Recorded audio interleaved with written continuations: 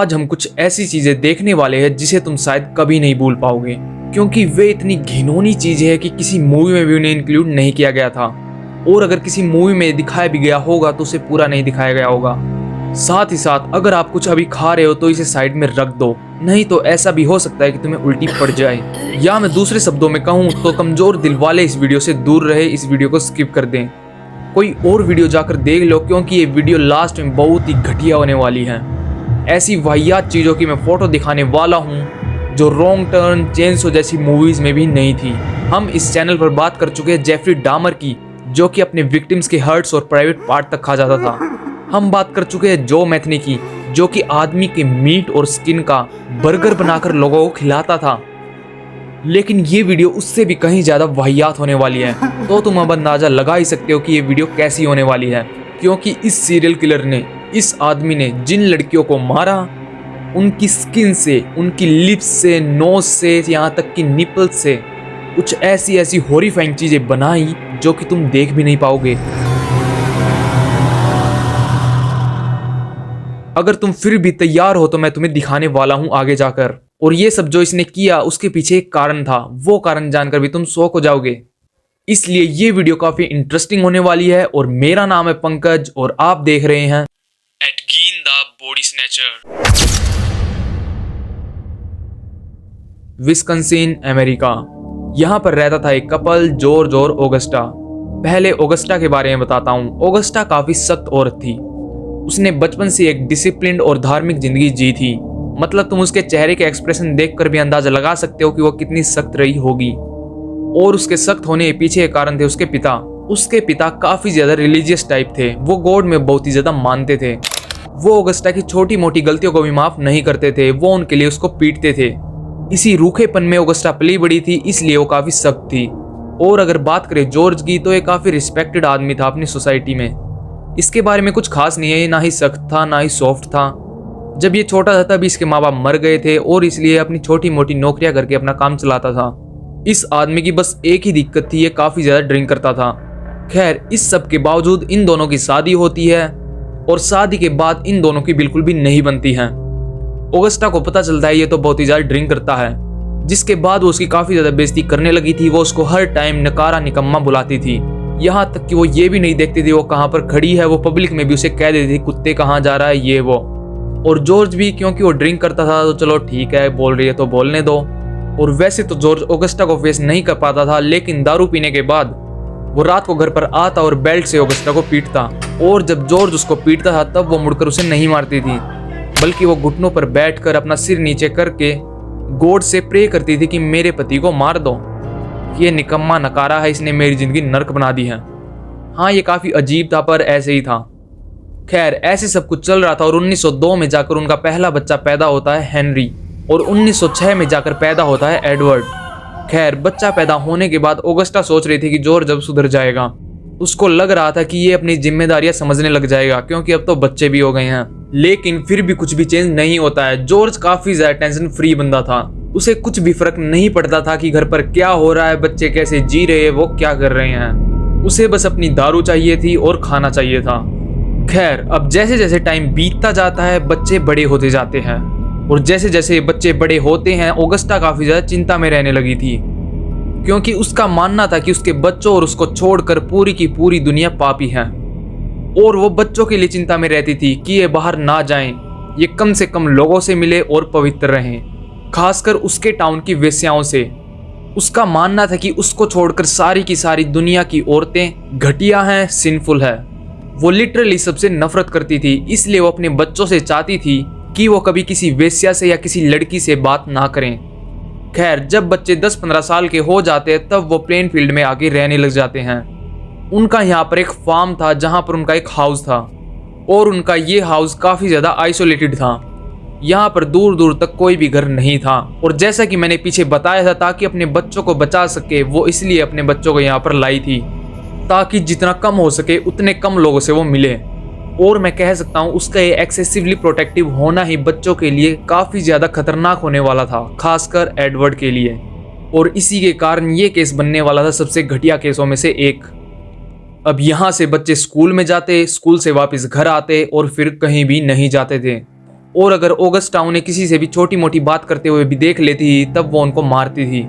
और शायद मैं इसी वजह से कह सकता हूँ कि एडवर्ड एक शाई इंट्रोवर्ट बच्चा था। वो किसी से ही बात नहीं करता था और ना ही उसका कोई दोस्त था। शुरू में वो स्कूल में कुछ दोस्त बनाता है, लेकिन उसकी माँ उस दोस्ती को तोड़वा देती है। वो एडवर्ड को पीटती है और उसके दोस्तों को धमका देती है कि उससे बात ना करे। उसका कहना था कि वे बच्चे उसे बिगाड़ देंगे, वो उसको पापी बना देंगे। हाँ, सुनने में काफी ज्यादा पागलपंती है, पता है। एडवर्ड के बारे में सबसे अजीब बात यह कही जाती है कि वो खुद म खुद हंसता रहता था। अगर उससे कोई पूछता कि तुम क्यों हंस रहे हो, तो वो कहता था कि मैंने खुद को एक जोक सुनाया था इसलिए मैं हंस रहा था। वैसे अजीब तो नहीं था, ऐसा तो मैं भी करता हूँ, कई बार किया है और हंस भी लेता हूँ, बस मैं कोई किलर ना बन जाऊं। खैर, एडवर्ड अपनी माँ से काफी ज्यादा प्यार करता था। वो उसको अपना बेस्ट फ्रेंड मानता था, वो उसको अपना सब कुछ मानता था। वैसे इसमें कोई अजीब बात तो नहीं थी, लेकिन तुम्हें पता लगेगा कि उसका ये प्यार उससे क्या करवाने वाला था। 1 अप्रैल 1940 आज के दिन जॉर्ज की हार्ट अटैक से मौत हो जाती है। क्योंकि वो एक्सेसिव ड्रिंक करता था इसलिए ही हुई थी। अब जॉर्ज के मरने के बाद सारे के सारे घर का जिम्मा आ जाता है दोनों बच्चों पर। खैर, अब वो बच्चे नहीं रहे, काफी ज्यादा बड़े हो चुके थे, 30-35 साल के हो चुके थे। अब हेनरी और एडवर्ड की माँ ने चाहे उसको कितना भी प्रोटेक्ट करना चाहा हो, इस सब के बावजूद अब हेनरी एक औरत से प्यार करने लगा था। और बल्कि उस औरत के 2 बच्चे भी थे, क्योंकि वो एक विडो थी। और तुमने भी देखा होगा, जिसके माँ बाप अपने बच्चे को जितना ज्यादा प्रोटेक्ट करने की कोशिश करते हैं, उनका ही बच्चा ज्यादातर बिगड़ जाता है। बल्कि नॉर्मल पेरेंट्स का अच्छा बच्चा होता है। सभी के लिए बात नहीं कह रहा हूँ, बस नॉर्मली कह रहा हूँ। खैर, हेनरी उस औरत से शादी करना चाहता था, साथ ही साथ वो एडवर्ड से भी नाराज था। वो चाहता था कि उसका भाई अब अपने माँ का पल्लू छोड़ दे, कि वो अब असली दुनिया को देखे और शादी करे। लेकिन एडवर्ड तो अपनी माँ के साथ ही खुश था, वो उसी के साथ हमेशा रहता था और किसी और से कोई बात नहीं करता था। अब तारीख आती है 16 मई 1944 आज के दिन, जब हेनरी और एडवर्ड अपने खेत में जब कुछ कबाड़ को जला रहे होते हैं, तब वो आग फैल जाती है। आग इतनी ज्यादा फैल जाती है कि फायर ब्रिगेड को आकर आग बुझानी पड़ती है। लेकिन जब आग बुझ जाती है तब एडवर्ड ये देखता है कि उसका भाई कहीं पर भी नहीं है, वो मिसिंग है, जिसके बाद सब लोग उसे ढूंढने लग जाते हैं। यहाँ तक कि घर पर पुलिस भी आ जाती है और सर्च करने लग जाती है। और काफी देर बाद जाकर उन्हें हेनरी मिलता है, लेकिन हेनरी खेत में छाती के बल लेटा हुआ था और वो मर चुका था।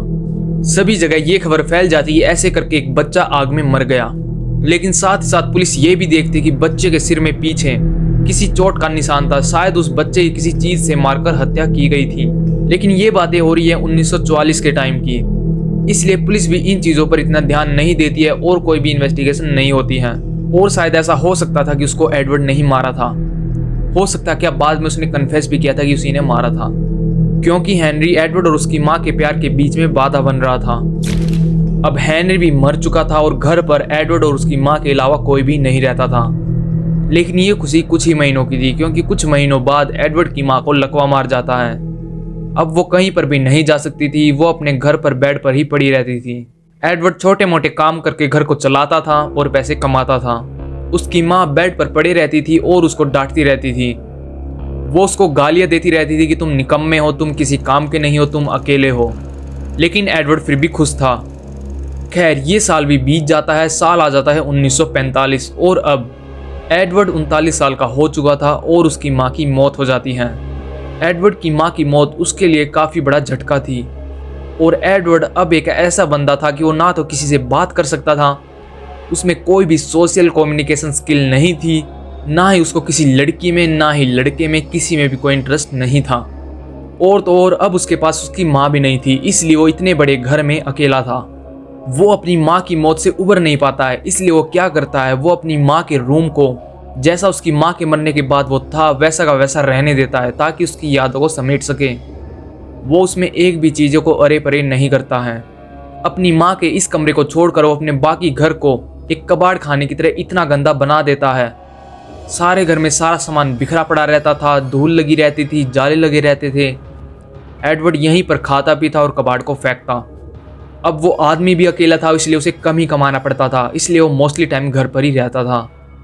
खैर, ऐसे कर करके और भी साल बीत जाते हैं और अब उनके टाउन से मैरी होगन्स नाम की एक महिला गायब हो जाती है। उसका लिटरली कोई भी अता पता नहीं था कि वो कहाँ पर गई। रिपोर्ट्स लिखी जाती है, पुलिस इन्वेस्टिगेशन होती है, लेकिन फिर भी कुछ भी हाथ नहीं लगता है।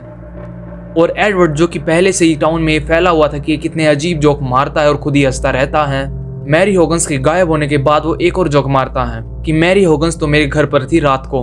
और ये कहकर वो खुद ब खुद हंसने लगता है और लोग सोचते हैं कि कितना घटिया जोक मारा है, लेकिन एडवर्ड ने कोई जोक नहीं मारा था, एक्चुअल में उसके घर पर ही थी।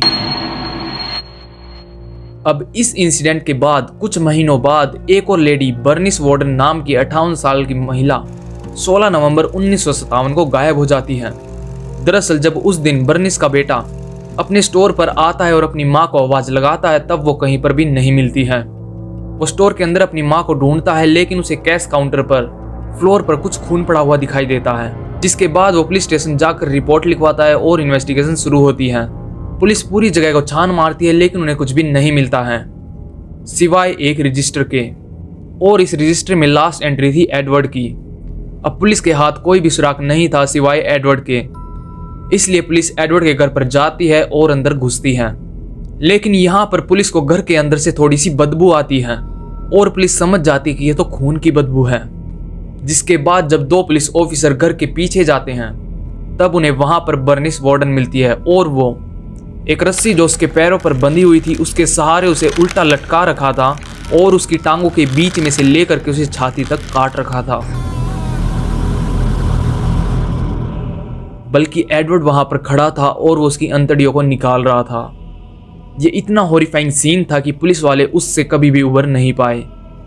पुलिस वाले तुरंत एडवर्ड को पकड़ लेते हैं और एक और पुलिस टीम को कॉल कर देते हैं, और तब जाकर एक गहरा राज इस एडवर्ड के घर से बाहर निकल कर आता है, जिसे सुनने के बाद पूरी की पूरी दुनिया सहम जाती है। पुलिस वाले जब एडवर्ड के घर के अंदर घुसते हैं, तब उन्हें वहां पर अलग अलग आदमियों के सिरों की खोपड़ियां मिलती है, जिसको उसने काट करके एक कटोरी टाइप बना रखा था जिसमें वो पानी पीता था। बस इतना ही नहीं, अब तुम बस सुनते जाओ उन्हें वहां पर और क्या क्या मिला। उन्हें वहां पर एक चेयर मिली जिसमें उसने एक ह्यूमन की स्किन लगा रखी थी, एक आदमी की चमड़ी लगा रखी थी चेयर में बैठने के लिए। वहां पर एक लैंप मिलता है जो कि ह्यूमन पार्ट्स का बना हुआ था। एक बड़ा डब्बा मिलता है जिसमें आदमियों की लड़कियों की नाक पड़ी थी, जिसको उसने खुद काट कर रख रखा था, उनमें प्रिजर्व कर रखा था। और सबसे वाहियात चीजों में से एक, उन्हें वहां पर एक बेल्ट मिली जो कि उसने औरतों की छाती को काट कर उसको सील कर बना रखा था। उसको वो पसंद थी, वो उसको पहनता था। एक पूरी की पूरी दीवार पर आदमियों की खोपड़ियां, अलग अलग टाइप्स के ऑर्गन्स एक डेकोरेशन टाइप में उसने सजा रखे थे। एक पूरा का पूरा डब्बा मिलता है जो कि भरा हुआ था औरतों के प्राइवेट पार्ट्स से।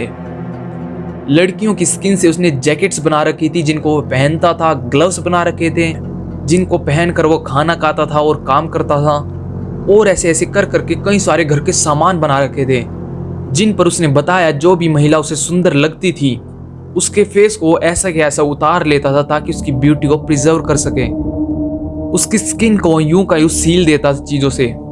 ये 16 से 17 बॉडीज के ऐसे कर करके उन्हें पार्ट्स मिलते हैं।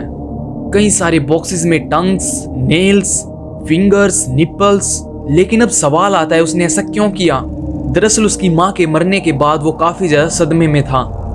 वो अपनी माँ को जिंदा करना चाहता था, वो उसको दोबारा से फील करना चाहता था। अब उसका घर आइसोलेटेड था, वहां पर दूर दूर तक कोई आदमी नहीं था, लेकिन पास ही में एक कब्रिस्तान पड़ता था। तो वो कब्रिस्तान में जाता था जहां पर उसका एक दोस्त गस था। वो गस की हेल्प से कई सारी लड़कियों की बॉडीज को निकालता था उनकी कब्रों से, जिसके बाद वो गस की हेल्प से उनको घर पर लेकर जाता था और उनके साथ ये भद्दा काम करता था। गस बस उसको ये निकलवाने में मदद करता था और घर पर पहुंचाता था। उसका मानना था कि इन लड़कियों की स्किन को पहनकर वो अपनी माँ को फील कर सकता है। लेकिन अब उसके सामने एक बड़ी दिक्कत आने लगी थी, क्योंकि ये लड़कियां मरी हुई थी और इनकी स्किन ड्राई थी, इसलिए वो सी नहीं जा सकती थी। मतलब सुई धागे के साथ उन्हें सीला नहीं जा सकता था, और इसीलिए अब उसे ताजी स्किन चाहिए थी जिसमें नमी हो, जिसे सीला जा सके। इसीलिए उसने बर्निस को और मैरी को मारा और उनकी स्किन और बॉडी पार्ट से कई कई अलग अलग चीजें बनाई। वो कब्रिस्तान से लड़कियों को करीब 12 साल तक निकालता रहता है, इसलिए उसके पास कई सारी बॉडीज के पार्ट्स थे जिनकी उसने ये बद्दी बद्दी चीजें बनाई थी। एडवर्ड ऐसा आगे तक करता रहता, लेकिन उसे अभी पकड़ लिया जाता है, इसलिए और कई सारी जिंदगियां बच जाती हैं। अगर वो जेफरी डामर जैसा सातिर आदमी होता या फिर किसी जो मैथनी जैसा बंदा मतलब अगर वो थोड़ा सा भी इंटेलिजेंट होता तो आज वो कई सारी जिंदगियां ले लेता, लेकिन उसका यही कहना था कि उसने ये सब अपनी माँ के प्यार के लिए किया। अब उसके इस अजीब माँ के प्यार को तुम क्या नाम देना चाहोगे, कमेंट जरूर करना, मैं देख रहा हूँ। खैर, उसके इस पागलपन के लिए उस पर केस नहीं चलता है, इसलिए उसे हॉस्पिटल में भेज दिया जाता है और हॉस्पिटल में 10 साल रहने के बाद उसका जाकर केस चलता है जिसमें उसे लाइफ इम्प्रिजनमेंट दी जाती है। और जैसे जैसे टाइम बीतता है उसकी 1984 में मौत हो जाती है, लेकिन उसका घर खाली पड़ा था, उसके घर पर कोई भी नहीं था। लोग उसके घर को देखते तभी उन्हें वो इंसिडेंट याद आ जाता कि कैसे इस बंदे ने कब्रिस्तान से औरतों को निकाला और उनके साथ क्या किया। इसलिए लोगों की यह मांग थी कि इस हाउस को जला दिया जाए, लेकिन गवर्नमेंट कुछ भी स्टेप नहीं लेती है। पर इस घर में मिस्टीरियसली आग लग जाती है और ये बिल्कुल जलकर खाक हो जाता है। वैसे देखे तो अच्छा ही हुआ कि उसे जला दिया गया। मेरे हिसाब से उस टाउन के किसी आदमी का काम होगा ये। साथ ही साथ एक और अजीब बात है, एडवर्ड को जब उसके टाउन में प्लेन फील्ड में ही दफना दिया जाता है और जब उसके नाम का एक हेडस्टोन रख दिया जाता है तो कई सारे लोग चोरी छुपे क्या करते थे, वो एडवर्ड को याद करने के लिए उसके नाम के हेडस्टोन को किसी चीज़ से मार कर तोड़कर अपने साथ ले जाते थे। मतलब कई सारे दिमाग से फिरके हुए लोग उसको अपना आइडल मानते थे। अब ऑगस्टा की वही बात याद आती है कि दुनिया पापियों से भरी हुई है, यहाँ तक कि एडवर्ड का ये पूरा का पूरा नाम का हेडस्टोन ही चोरी कर लिया जाता है, जिसके बाद ये फैसला लिया जाता है कि इसके नाम का कोई भी हेडस्टोन नहीं रखा जाएगा, नहीं तो ये सरफिरे लोग इसको ऐसे ही चुराते रहेंगे। वैसे भी क्योंकि एडवर्ड की कब्र को देखने के लिए दूर दूर से लोग आते थे। तो कमेंट कर देना कि तुम्हें केस कैसा लगा, और अगर तुम मेरे सेटअप को अच्छा करने के लिए मुझे पैसे देना चाहते हो तो मैं कमेंट में UPI ID दे दूंगा।